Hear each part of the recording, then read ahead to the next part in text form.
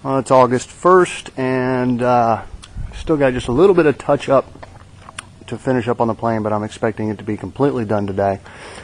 But for now, it's 8:30 in the morning, and we are going to actually go flying in this thing. So I've got a chance to actually ride one of the planes that I've worked on. Inch of throttle. Can't bring the props up. Oh, that's right, I got this update to go. I forgot the update's going, so let's get the update done first. I'm updating my GPS databases here.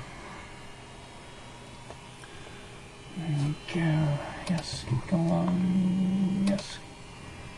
And when it starts coming alive, then I'll move it over to this one and we'll do that one next. But I can get the engine started before I do that. Okay. So I move it over here. Okay, we're live. Okay, I'm going to prime 1001, 1002, 1003, 1004, 1005. Okay, back and then about a half a turn. Okay, strobes on. Clear prop.